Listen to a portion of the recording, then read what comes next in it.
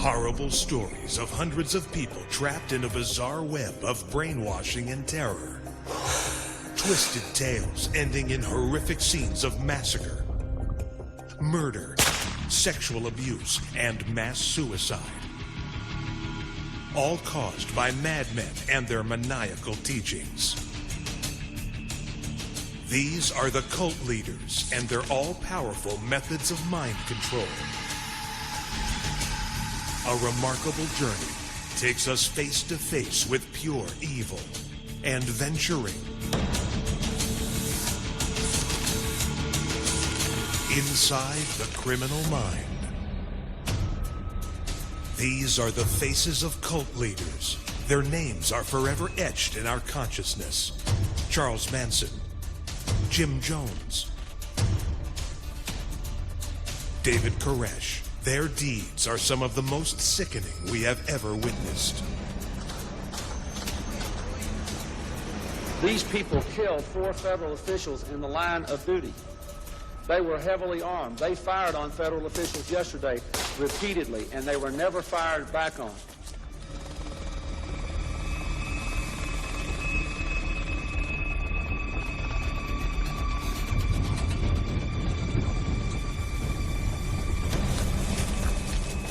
Was dangerous, irrational, and probably insane. Cults can take many forms, including religious, political, doomsday, polygamous, or satanic. But there are 4 cults that exploded onto the international scene for tragic reasons. These cases clearly demonstrated how a faith group can go brutally wrong when a demented leader spins out of control. These are the catastrophes caused by psychopathic cult leaders and their maniacal teachings.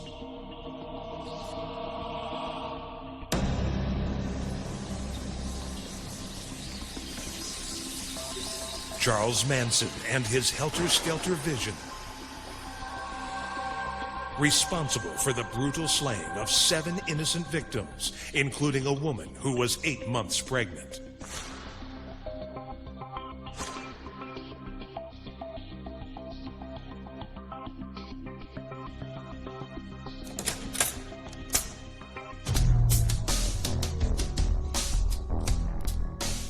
Jim Jones and his People's Temple, whose infamous poison potion killed over 900 followers, a third of them children.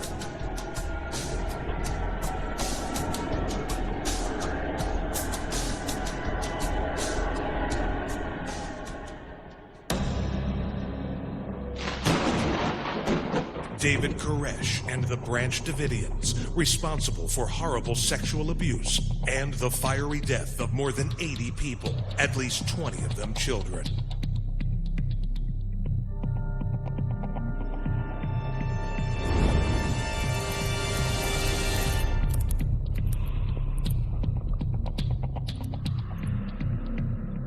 Warren Jeffs, whose fundamentalist Church of Latter-day Saints polygamy cult was rampant with unthinkable sexual abuse.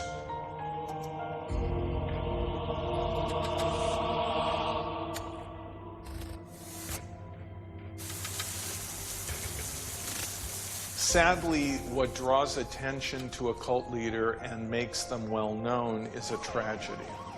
Terrible things that have happened. Mass suicides, murders, horrible abuse. We talk about Jim Jones over and over again because almost 1,000 people died in November in 1978 in Jonestown.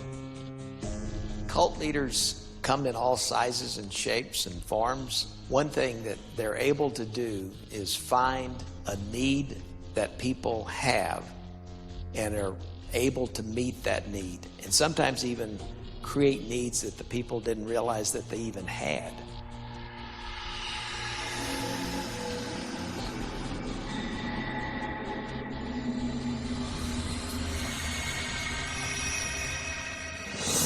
These cults seem so strange to most of us, and they provoke so many questions about their origins and their teachings. Generally, the common denominator in every cult is there's a singular leader within that cult that has been able to convince those inside to give up everything.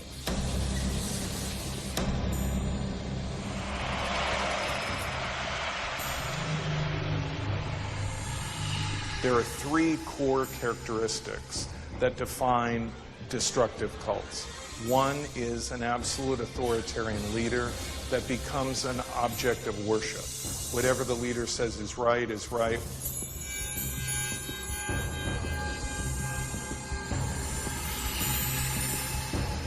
Number two, the group has a process of indoctrination in which people are broken down, changed, and then reset in a mindset as determined by the leader. Finally, three, if the group is destructive, it does harm. What do these cults typically look like? How do they appear to the outside world? When most of us think about a destructive cult, we think of a group hunkered down in a compound, ready to either commit acts of violence or mixing the Kool-Aid with cyanide for mass suicide. Often the cult members seem like regular people, just like you and I.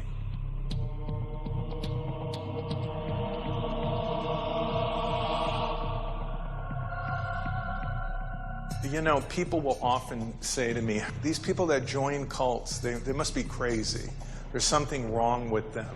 Something's missing. That's not my experience. My experience is it could be anyone. But members are lured into the group at a time of weakness. Cult leaders, in my opinion, prey on people's vulnerabilities. The cult leader exudes confidence and happiness, and also can be very sympathetic and empathic with new members to the cult or people who are considering joining the cult. Sometimes the group is recommended by a trusted friend, and the cult leader appears to be a wonderful person at first.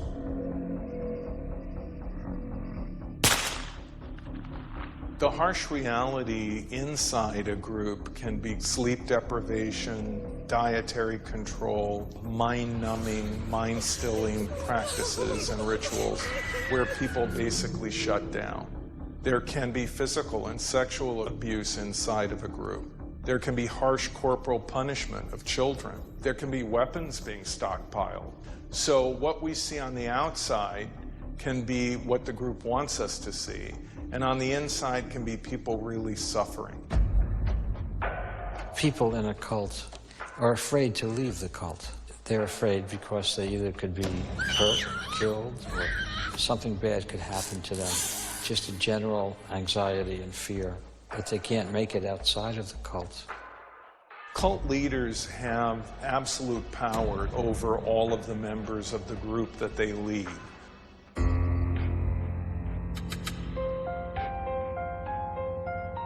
One of the most notorious cult leaders of the 1960s was Charles Manson. He fashioned himself as a hippie outlaw who was fighting against the system. He fashioned himself that way to have a popular hook that would pull people in and attract them. And he was very glib, he was charismatic, he was a good speaker, and he would pull people in based on his kind of outlaw, poet, artist kind of image.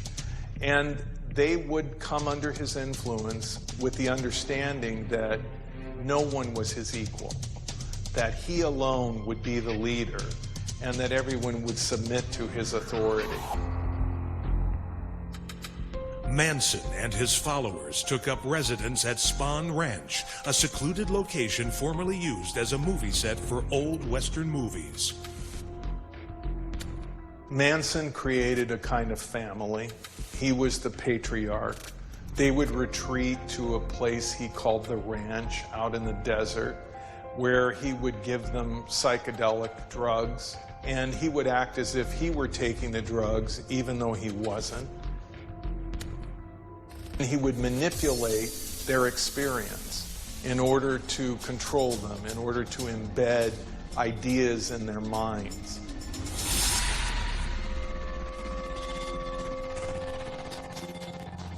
Manson devised a twisted philosophy that he drilled into the minds of his followers. But eventually, Charles Manson started becoming delusional, and he believed that the Beatles started to convey messages to him in their White Album. One of them was a song called Helter Skelter. And Manson believed that Helter Skelter referred to a race war between the African Americans and the whites, and that the African Americans were going to kill the whites. But he also believed that the African Americans did not have the ability to govern the world. Only he had the ability to govern the world. He told his followers that they would be the catalyst for this event, and that it would begin by them murdering affluent people, people who were wealthy, and then blaming those crimes on African Americans, on minorities, on the poor who were murdering these wealthy people. On August 8th, 1969, Manson launched Helter Skelter. He dispatched 4 of his family members to a home in the Hollywood Hills, where they brutally murdered 5 people.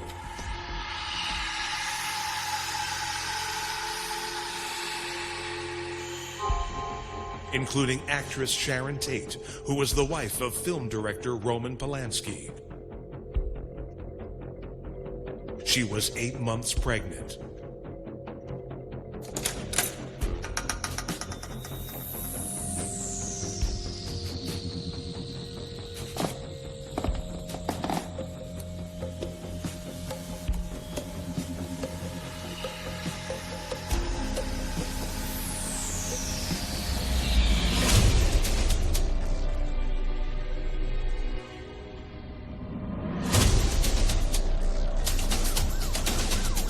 As they left the crime scene, they scrawled slogans on the walls in blood. The next night, 6 Manson family members murdered supermarket executive Leno LaBianca and his wife, Rosemary. Manson was not present at any of the crimes.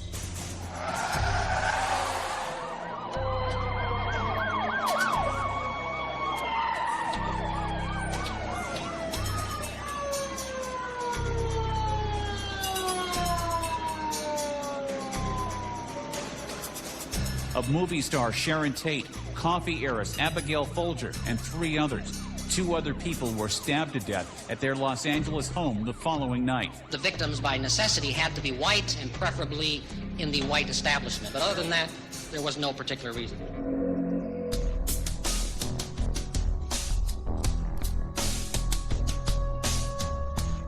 Directly after the Sharon Tate murders, before they knew who did it, the whole town of Hollywood was panic-stricken. They were getting guns, they were getting mace, they were getting bodyguards, all kinds of bodyguard companies sprang up. Every party we went to, there were guards at every door. The panic was on for 1 year. After Manson and his followers were apprehended, one of the cult members, Linda Kasabian, cooperated with the prosecution and testified against the other killers. Manson's reaction was bizarre. What were you thinking of when you saw Linda Kasabian yesterday? I was thinking of how pretty she looked. Are you upset with Linda? No, not at all. Do you think she will testify for the prosecution? That's up to Linda. Oh, yeah. Do you care? Care? Yeah, whether she does or not. That's up to her. She hasn't got anything to do with me. But don't you have any feelings about it? Feelings? All my feelings are good. This is a chance The sun for was you. out this morning. You notice it?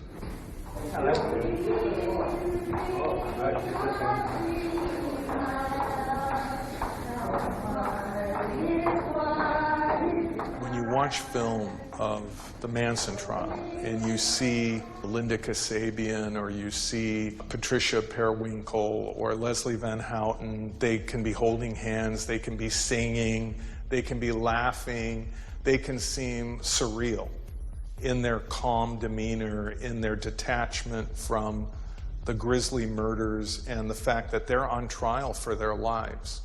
Ultimately, they would be sentenced to death, and only because the death penalty was erased for a period of time in California would their sentences be changed to life imprisonment. So you look at these people and they're on trial for their life. And they seem detached from it. They don't seem to care. They don't seem to have a care in the world. And I would attribute that to the influence of Charles Manson. Susan, would you answer a couple of questions for us? What did you think of this morning's proceedings, Susan? I didn't think anything about it. What about Do you want a, I think she's awful pretty. do you want a press conference, Tony? I don't fear for anybody's testimony. Think Charles should have a news conference? I don't know. Would you like to have a news conference, Susan? Sure. What would you tell us?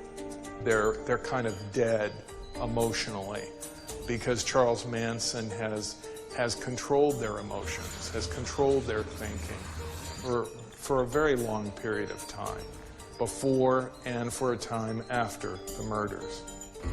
After 194 days of testimony, only 3 are left in Los Angeles.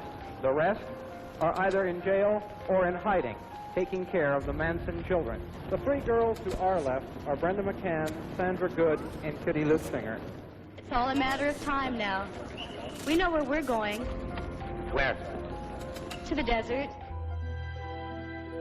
Manson wasn't physically present for these murders, but he was convicted of murder because the prosecution proved to the satisfaction of the jury that he had so much control over the minds and the actions of his followers that he had weaponized them, that they had become his weapons of choice, and that even though he didn't do the murders, he was ultimately responsible for the murders because of the undue influence that he held over each and every participant and follower that perpetrated those horrible crimes.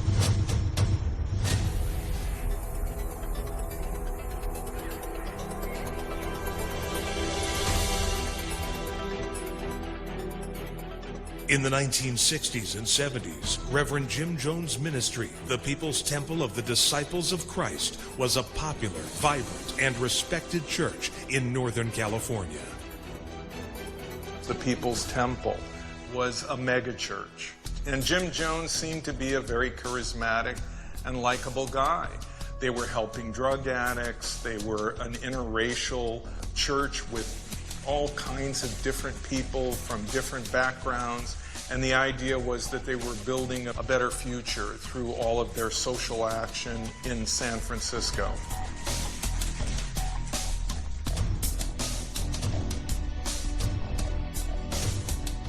Jim Jones' outer facade was love and understanding, but even when the church was in San Francisco, there was fear of being beaten.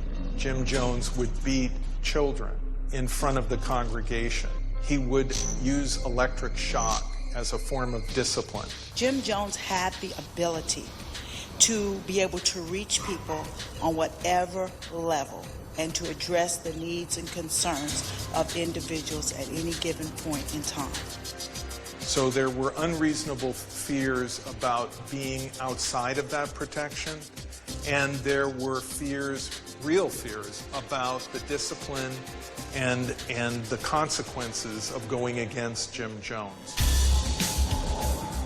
Jim Jones decided to move his operation to Guyana in South America, to a paradise he called Jonestown.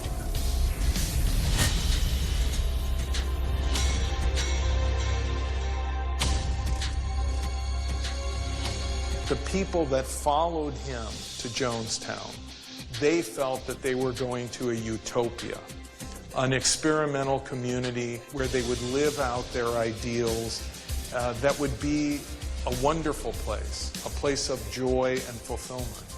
They had no idea where they were really going and what would really happen to them. He just lied. The pamphlets called Guyana the last paradise, and it showed beautiful tropic, lush places and a wonderful place to raise your children. Once they got to the compound, they immediately knew they had made a terrible mistake, but he'd already confiscated their passports. It was a compound designed for 300 people, now housing 1,100, and they often went hungry. There simply wasn't enough food for them. But they're in Guyana. They have no passports. They burned bridges with their families. Their choices were limited. It was not paradise. It was a concentration camp. It was hell. It was a plantation. And there were things going on that I knew were totally ungodly and inhumane.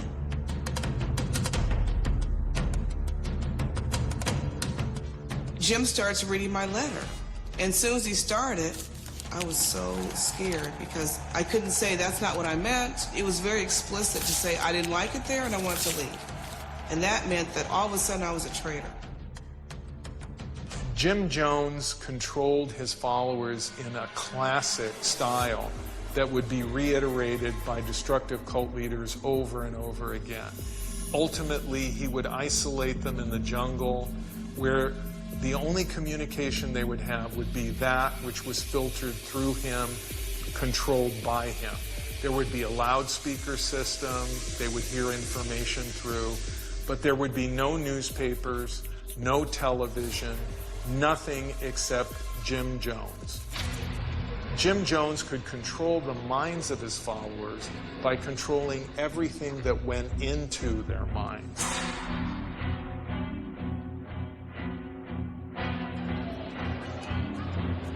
On November 17, 1978, California Congressman Leo Ryan traveled to Jonestown to investigate the allegations of abuse.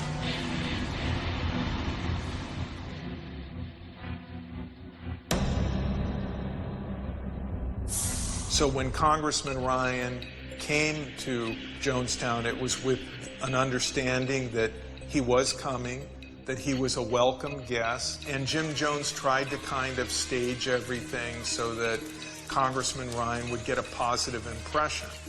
But bit by bit, Ryan, who was a school teacher and a very intelligent man, began to see that something was wrong.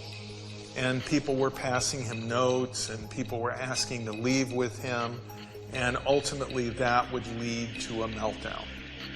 Investigating allegations of abuse of church members, California Congressman Leo Ryan was ambushed and killed by members of the group. It was about 6:30 last evening at the Port Kaituma airstrip, the one nearest to the People's Temple community. Representative Ryan and members of his party were about to board their aircraft. He was gunned down. Leo J. Ryan was shot and killed by Jim Jones' security force. At that point, Jim Jones snapped and decided that everyone in Jonestown must die.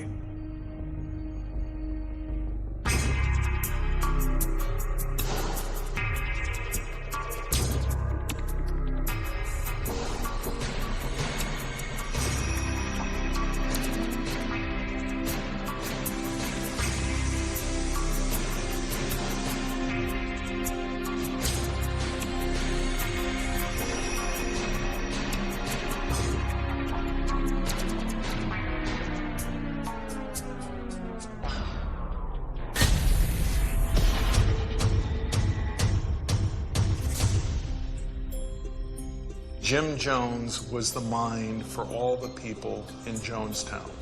So when he slipped over the edge, they all slipped over with him.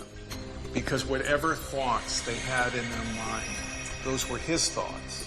He had determined that this would be revolutionary suicide, that this would be a kind of fulfillment, and this would be a statement for social justice. And so in their minds, they believed that what they were doing was the realization of that social justice, that purpose that he had been preaching to them about for years.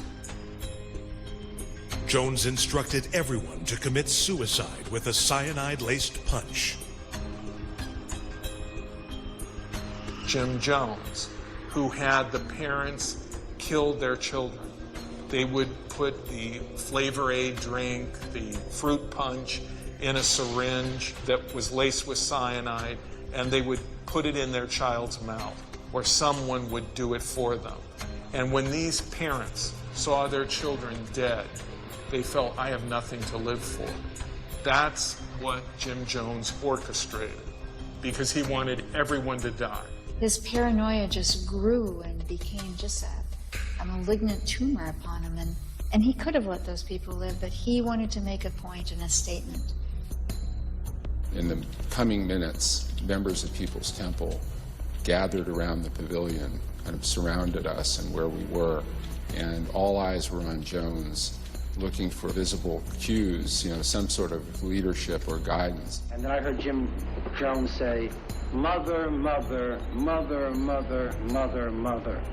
And then there was silence, and then I heard automatic rifle fire. There were those that tried to escape in the end, and he killed them. There were people that were shot, the children were all murdered. It was not simply a mass suicide, and many of them did not go easily.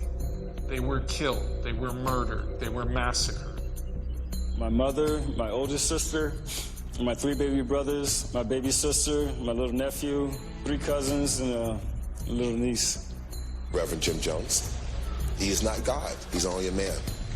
And when many people placed him in the God-like role, he then believed it. That's the tragedy of Jonestown. He had 917 chances to stop the annihilation, and yet he continued to witness people dying one by one. By the end, not everyone wanted to drink the Flavor Aid. People had to be convinced to take it by force, and some people were shot.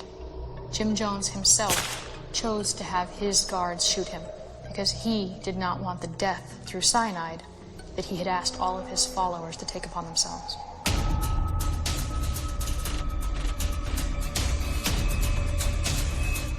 The Branch Davidian religious group existed outside of Waco, Texas for many years.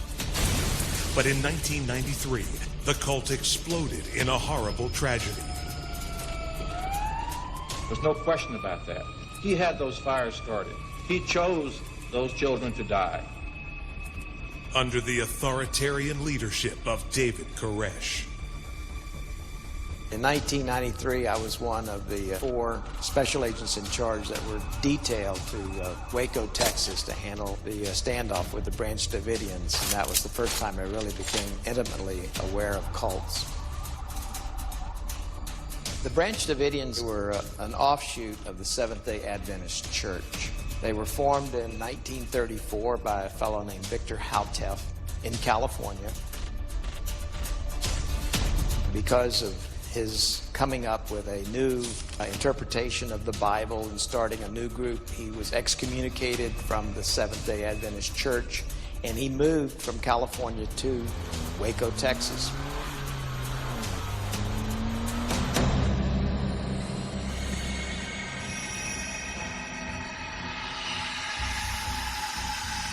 In 1989, a follower named Vernon Howell took over the leadership of the group.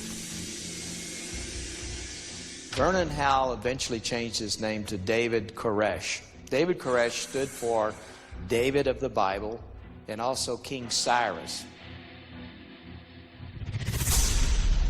But Koresh was more interested in personal gain than providing spiritual leadership. He was using his position to enrich himself, to get sexual favors from women in the group, but it escalated. The more power he got, the more power he wanted, and year after year, as I followed the group, it just kept getting worse. Koresh's memorization of the Bible enhanced his position as a divine leader. David Koresh's followers were in awe of his command of the Bible. I mean, he had virtually memorized whole sections of it. He could quote it chapter and verse.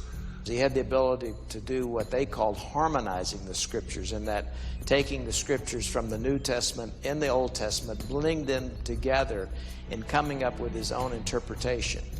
So what the people felt, that he was someone that had supernatural prophetic powers.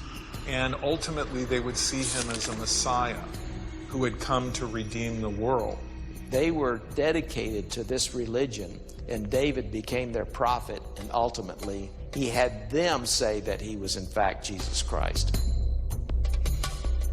They took people and plied upon their weaknesses. Actually got money from people, from followers. One follower, he got almost $500,000 from them. They were willing to give up all of their worldly possessions. They were willing to follow his rules, which controlled everything from what they said, from what they ate. Those who had wives that David found to be desirable, they gave up their own wives to him. He would tell married men, you need to segregate and be separated from your wives. He would have sex with their wives. Their wives might even bear him a child, but they would not have sexual relations with their own husbands. When he started this cult, one of his prophecies was that everybody's wife is now my wife, and all the men in the compound should remain celibate, but I, David Koresh, am going to have sex with your wives. Somewhere in his prophecies, he was told he was allowed to have 140 wives and to procreate with as many children as possible to build the cult, to build a pure cult. They all admitted that David had had sexual relationships with some of the children as young as 12.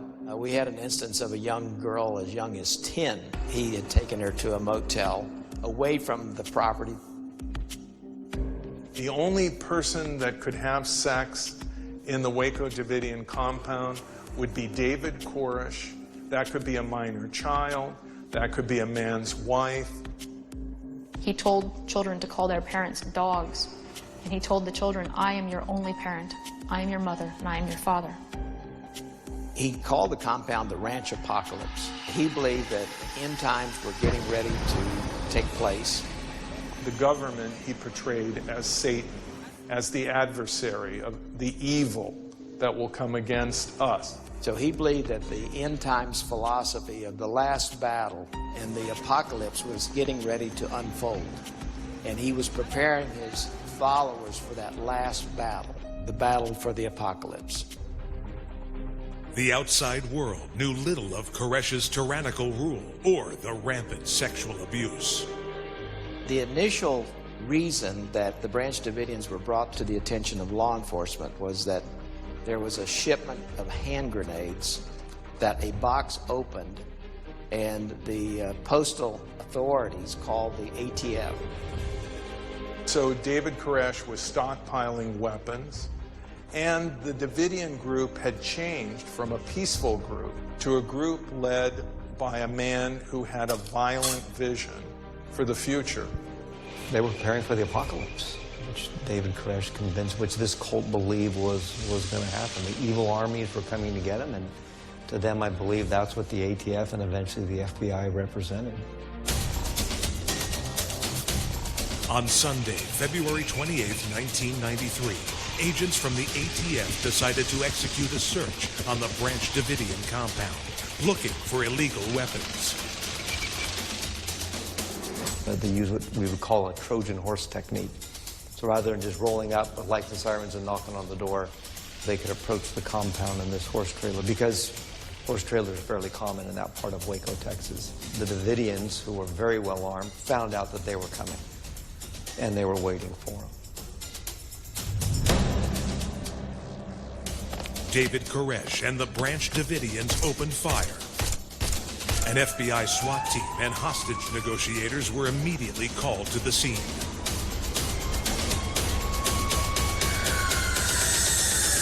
When the FBI arrived in Waco, we found what looked like the remnants of a war.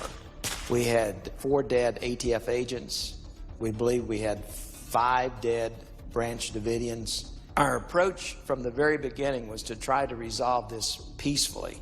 So we were trying to come up with what would appeal to the people inside, and the leader of the people inside, of course, was David Koresh. A standoff ensued as the FBI and ATF surrounded the compound, while Koresh and his followers dug in. Over the next few days, Koresh allowed a few of his cult members to leave. He was getting rid of those people that he, one, did not trust, those that were the weak and infirm, or those that were not his own children. But the standoff continued for 51 grueling days. The FBI would send in supplies like milk for the children, but Koresh insisted the agents needed to go. He was demanding that we pick up and just leave. We still had 4 dead ATF agents, and we had 16 wounded ATF agents that occurred on that day, and we had the dead Branch Davidians. So we had a major crime scene where murders had taken place. It was not something from which we could just walk away. At some point, a decision was made that we would use a bit more force to get the Branch Davidians out. It was decided on April 19th. At about 6 in the morning, we would call into the compound, basically asking the people, the Davidians, to surrender now before we start inserting tear gas into the compound. But the act triggered the decision for David Koresh to retaliate. As soon as the tear gas was inserted, immediately thousands of rounds were fired at us.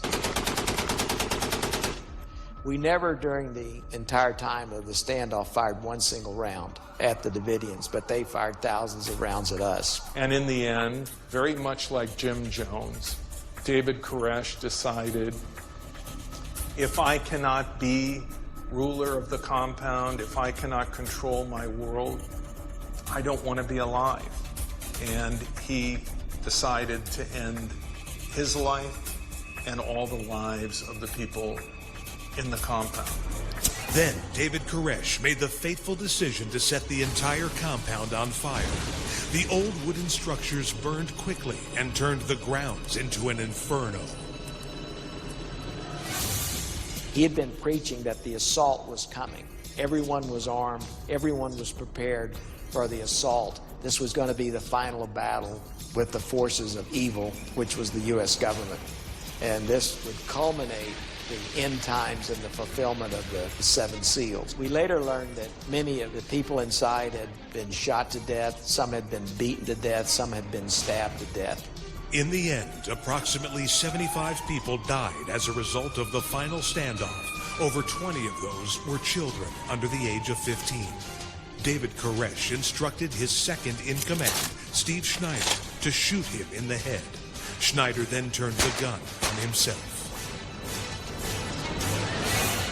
I don't know what David Koresh's strategy was. I've always been of the opinion that whether we tried to end this thing at day 5, day 15, day 51, day 510, it would have ended about the same. I don't think David Koresh ever intended to come out. Controversy has surrounded the events of Waco, prompting investigations of how law enforcement handled the siege. I think what's come out with the civil trials over and over again is David Koresh chose this end. He chose to end everyone's lives in the compound because they're mine. And in my mind, they are my possession. And if they don't have me, it's like a solar system without a sun. And he could have easily surrendered or complied with law enforcement when they showed up en masse on Sunday, February 28th, and he chose not to. So yeah, it was David Koresh's fault, nobody else's. People that died the day of the fire, David Koresh, not the FBI, not the ATF, not the Texas Rangers, David Koresh. The siege happened in 1993. He still has hundreds of followers who are still waiting for him to return today. There's a question about whether or not that's a factor of his charm or a factor of their own issues. When Warren Jeffs became the leader of the FLDS Church in 2002, membership was estimated to be between 6,000 and 10,000 followers. The main colonies of the isolated church were in Colorado City, Arizona, or in Hilldale, Utah. Jeffs ruled the FLDS with total authoritarian control. In Colorado City, Arizona, or in Hilldale, Utah, the FLDS is in charge. The police are FLDS. The government is FLDS. And over everyone would be the prophet, Warren Jeffs, of the FLDS. The idea of disputing that authority or thinking outside of that construct is just unthinkable for members of that community. That is their whole life. The isolation, control, and teachings of the FLDS created a strange life for the members, but there was also a dark, evil secret lurking in this community. Warren Jeffs used his position as leader, essentially to hand out sex as a reward to his congregants and to punish them by removing their wife and children from them, either by sending the husband out to one of his outposts where they were isolated and supervised until they repented and pledged never to do it again, never to disobey Jeffs. He would determine who would marry, who would even be the generators of the group sexually. That is, who would be allowed to have sex to produce children. What got him into trouble was not just his overarching control and his use of sex as a weapon, but specifically his interest in underage girls. I don't think that was clearly understood for quite some time. He molested boys, he molested girls, he subjected them to rape. He would sexually abuse many of the children in the group. In that sense, he was basically a predator, a pedophile, preying on his own followers. There was an anonymous tip put through for one of his compounds, which was a complete hoax, but it brought the outside authorities in, where they saw lots of young girls carrying babies of their own. Eventually, there was more scrutiny of the activities of Jeffs and the FLDS.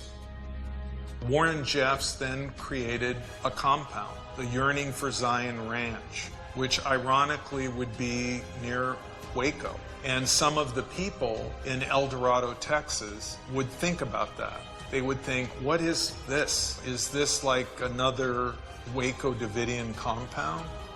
But unlike David Koresh, Warren Jeffs controlled a lot of money. By some reports, more than $100 million in property and assets. So the Yearning for Zion Ranch became quite a construction project with a lot of concrete and buildings and housing for what would be his hand-picked population for that ranch, isolated in Texas. Within Yearning for Zion Ranch, Warren Jeffs would do horrible things. There would be rituals and practices that were little more than rape and sexual abuse. When the compound was raided, Jeffs fled the Yearning for Zion Ranch. Warren Jeffs was arrested driving in a late model Cadillac red Escalade, which is interesting because he forbid his followers to wear red. The color red was sinful. But when he was arrested, he was in a red Escalade with a lot of cash. In that car, he had an audio tape of his sexual instructions to his wives, where this religious leader encouraged them to participate together in orgies with him and to have orgies when he's not around to let him know how they're going. He also had one audio tape of a sexual encounter with his wives, including his new bride, who he had just married a few days after her 12th birthday. And on this tape, she can be heard sobbing, and he encourages her to look past the pain to her place in heaven, which she's currently earning. I can tell you that as of this afternoon, Child Protective Services has now taken temporary legal custody of 401 children. They would take hundreds of children out, but then they wouldn't know what to do with them. And eventually the children would be returned to their families within the FLDS because the government was ordered to do so, and also because they had no one on the outside. Warren Jeffs continues to run the FLDS from prison, and he rules over it harshly. He demanded that all of his followers give away all of their toys, bicycles, everything they owned that the children could enjoy as part of childhood should be given away. He's also announced that all the women and young girls in his compound should now use the last name Jeffs. They are now all to be considered his wife, and they're to wait for him for his release. And he stopped eating. At the moment, Warren Jeffs is on a medically induced coma because of the damage he was doing to himself through hunger strikes. So what is the overarching psychology that drives these heinous cult leaders? Can experts pinpoint common characteristics lurking inside their twisted criminal minds? Mental health professionals have repeatedly described cult leaders as psychopaths. Margaret Singer, the noted psychologist who was one of the top experts in cultic studies during the 20th century, I once asked her, is David Koresh a psychopath? Her answer was, Rick, they're all psychopaths. Cult leaders are people that are narcissistic, have little guilt or remorse about what they put their members through, and ultimately victimize the members of the cult. But the question remains, are these despicable people considered sane or insane? People tend to confuse abnormal moral values, which certainly Manson had, with being insane. I don't think Manson was insane. He knew exactly what he was doing. He was insane the way Adolf Hitler was insane.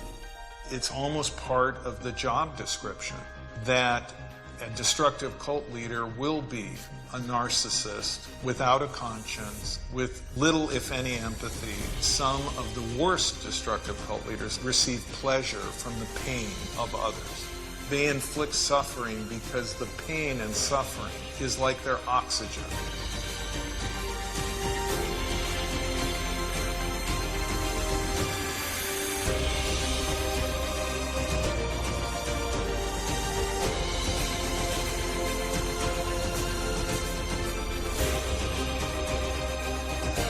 But don't you have any feelings about it? Feelings? All my feelings are good. This is a chance. The sun was out this morning. You notice it?